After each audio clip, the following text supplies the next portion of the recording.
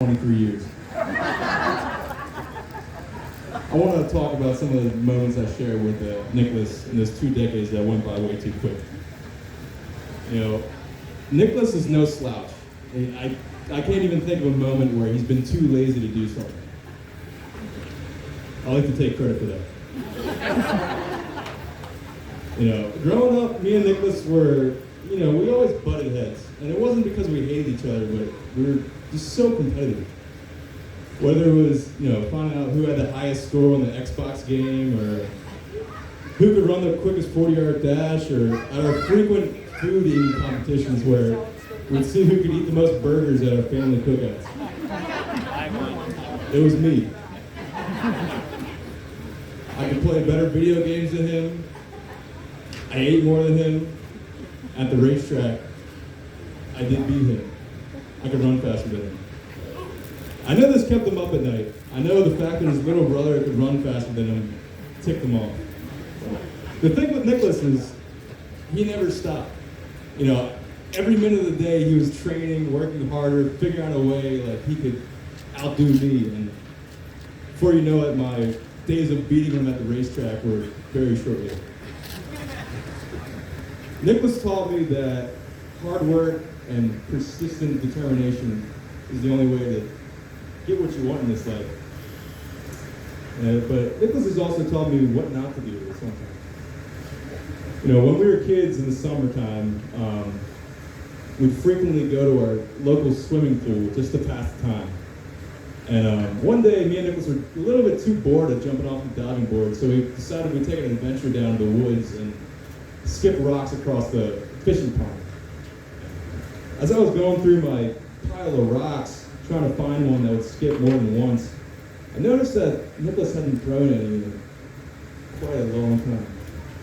And I looked over and found Nicholas in a squatting position with his pants around his ankles behind a tree.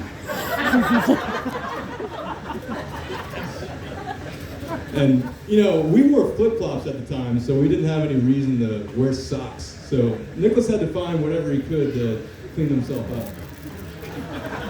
He did. There was abundance of leaves in the woods.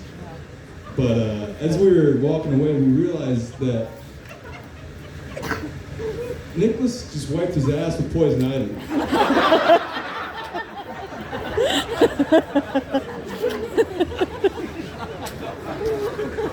It wasn't until the following day Nicholas found out that he was highly allergic to poison ivy.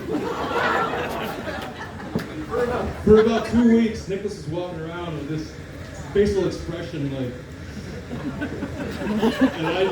whenever I looked at him, I said, I'm never going to make that mistake. It's safe to say Nicholas has found his partner for all of life's adventures. The moment I met Claire, I knew right away he had to have been super nervous the first moment he met her at the hardware store.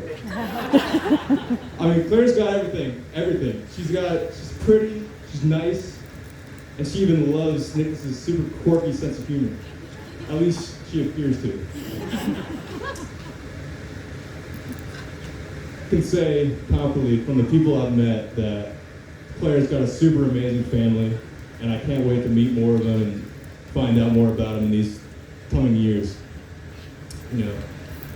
Nicholas said to me earlier this year when we were on a phone call, we call each other a lot, and he was talking about the first time he met Claire, and he said, what he was thinking was, in his head, oh God, I hope I don't screw this up. Well, Nicholas, I think you can look around.